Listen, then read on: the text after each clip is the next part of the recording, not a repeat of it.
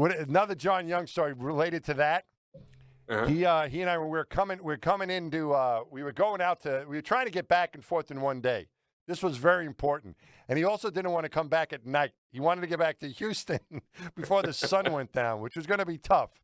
So we left, as you said, we left really early. I think they opened I don't even know if they accommodated because they let us leave like around 5 or 6 a.m. Houston time.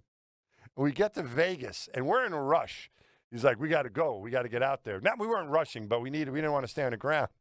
So in our airplane, we needed a start unit to start our airplane. Remember? So we couldn't. A lot of airplanes you don't need. They have an auxiliary power unit. They can start the engine.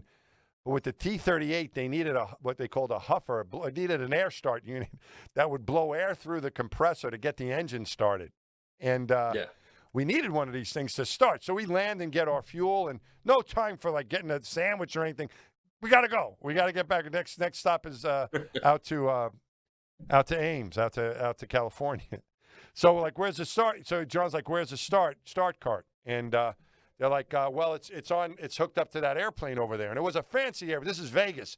So it must have been like someone who gambled a lot or was a millionaire or something. It was a really fancy Lear jets, a Gulfstream or something like that.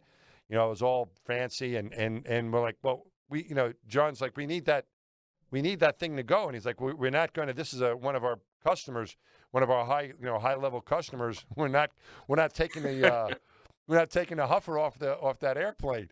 So John's like, we just need that thing for 5 minutes. We just 5 minutes, we'll be out of here. And they're like, sorry, sir, we have orders. We're not, that's like, I don't know who it was, but he wouldn't tell us. But it's some big gambler guy, and they're not. And they're talking to me like I'm the pilot, because John, as you said, was like in his late 60s. I was about 34 years old. So they're asking me. I'm like, he's the pilot in command. You got to talk to him. And John's like, I can't believe this. And I'm like, wait a minute. This is John Young. This guy walked on the moon. He's the first commander of the Space Shuttle. He's an American hero. So I was like, John, I got an idea. And he's like, what is it, Mike? And I go, tell him who you are. Tell him I'm John Young. I walked on the moon. He goes, no, Mike.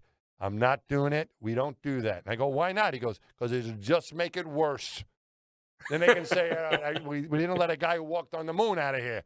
So that's what the story. Never try to impress anyone. It's like, and he did not say a word of who he was. And we're just going to wait. To the ground crew, what's that? Like, hey, I'm John Young.